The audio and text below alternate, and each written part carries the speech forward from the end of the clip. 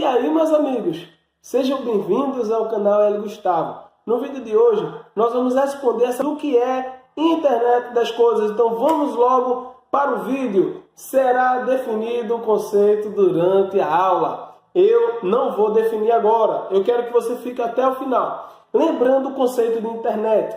Internet é uma rede global de computadores. Então, os computadores que são máquinas espalhadas ao redor do mundo, ou ao redor de um país, ou em um estado, uma cidade, um bairro, eles são capazes de se comunicarem.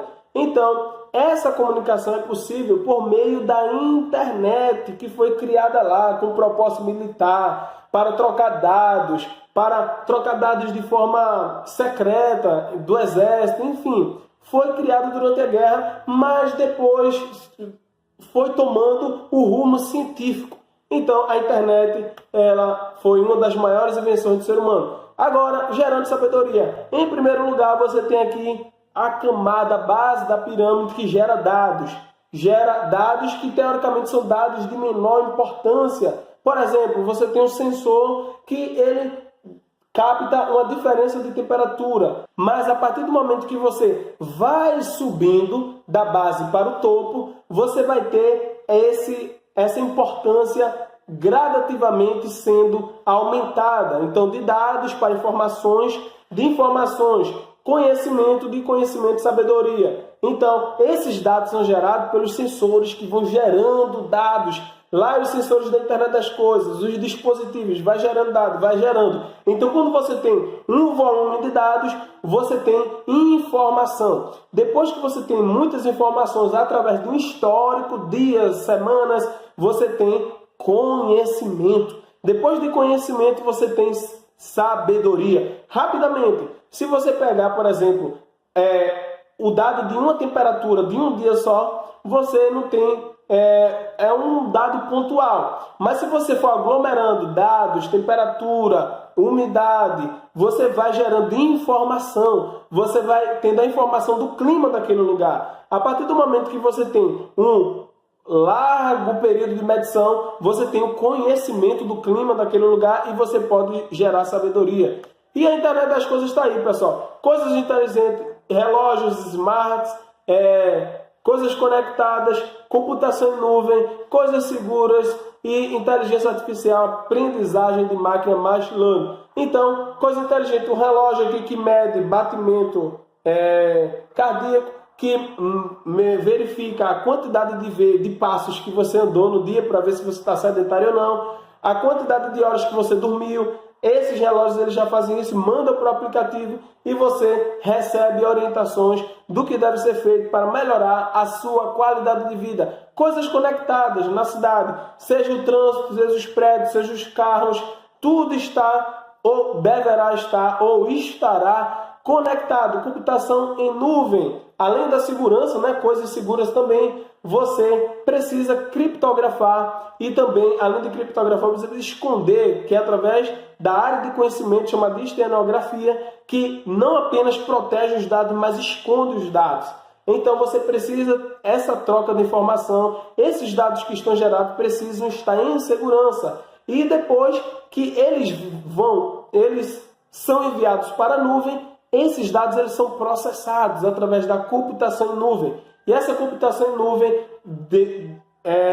permitido por um longo histórico de medições, permite a inteligência artificial. Aplicações de IoT, carros inteligentes, saúde conectada, taxas sanguíneas, assistência à saúde, carros inteligentes, veículos autônomos, menos congestionamento, menos acidentes, visto que a máquina ela vai seguir um padrão e ela vai obedecer as regras do trânsito. Automação residencial, acessibilidade, controle de acesso, conforto, várias facilidades que você pode ter na sua casa. Indústria 4.0, que é o controle de processo, segurança de dados, maior capacidade de produção, enfim, o controle que o homem, controle, monitoramento, conhecimento que o homem tem acerca do processo, que a empresa olha para a indústria, ela consegue enxergar a saúde de um robô através de sensores espalhados em sua estrutura permitida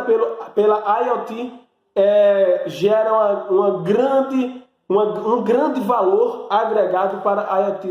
Aplicações de IoT importantes. Então, tem diversas aplicações na educação, na área residencial, na área de negócios, na energia, enfim. Tem diversas aplicações, não é? Tanto em redes individuais, conectadas, segurança, análise, gerenciamento. Enfim, a IoT é um dos pilares da quarta revolução industrial. Definição. Definição de IoT. Todos os objetos conectados à internet e entre si, agindo de modo inteligente e sensorial para facilitar nossas vidas. Então, existem pilares da IoT. Veja, se vai facilitar, eu não posso colocar no projeto uma tarefa a mais para o meu cliente fazer. O sistema precisa ser autônomo. Ao contrário, ele precisa eliminar uma tarefa do cliente, ao invés de eu colocar o meu sistema ali e para que ele funcione, eu digo ao cliente, olha, tu tem que fazer isso aqui, tu tem que ficar trocando pilha, tu tem que ficar apertando esse botão. Isso não é a internet das coisas. Internet das coisas, as coisas elas se conectam, são inteligentes e elas agem de modo a beneficiar as pessoas, a mim e a você.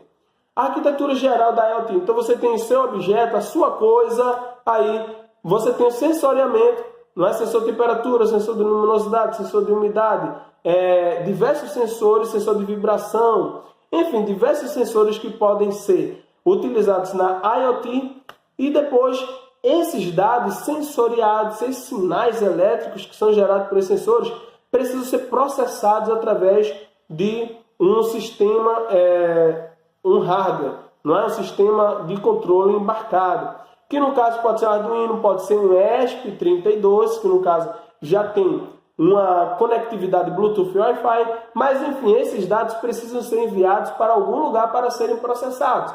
Depois de interpretar esses dados e gerar uma informação, né? Você tem um dado bruto do sensor, aquele dado é processado e você tem um dado que pode ser enviado. Mas antes de ser enviado, eu preciso me conectar. Eu vou enviar para onde? Eu preciso me conectar. Então você tem diversos hardware que possibilita a conectividade do seu sistema com a rede. Você pode ter, por exemplo, a conectividade através do módulo Ethernet, através do módulo ESP826601, que é o módulo Wi-Fi, e você pode ter também módulos de alta frequência que podem conectar você com um gateway, e esse gateway, por sua vez, vai estar conectado à internet, tá? Lembrando que também na arquitetura da IoT você tem também uma fonte de energia. Essa fonte de energia, ela precisa levar em consideração o consumo do seu hardware, dos seus sensores, do seu microcontrolador, da sua placa.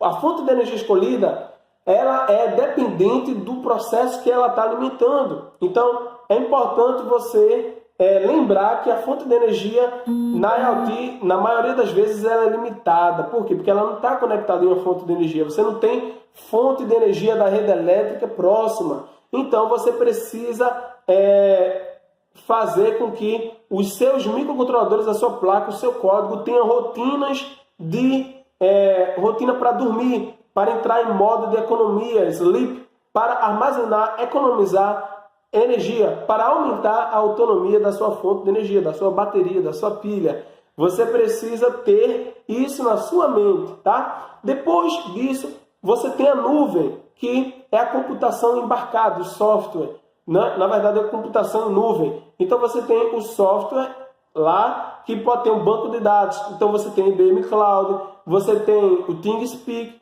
e tem diversas outras plataformas, né? Microsoft Azure. Você tem diversas plataformas que podem estar enviando esse dado e você pode estar deixando esse dado armazenado lá, visto que se você armazenar em qualquer outro lugar, você tem um risco de esse outro lugar falhar, dar algum problema, queimar e você perder os seus dados. Na nuvem você tem mais seguranças, você tem sistemas redundantes, você tem uma empresa séria que trabalha para armazenar seus dados. Gostou do vídeo, meu amigo? Inscreva-se no nosso canal, ative as notificações. Valeu, meu amigo!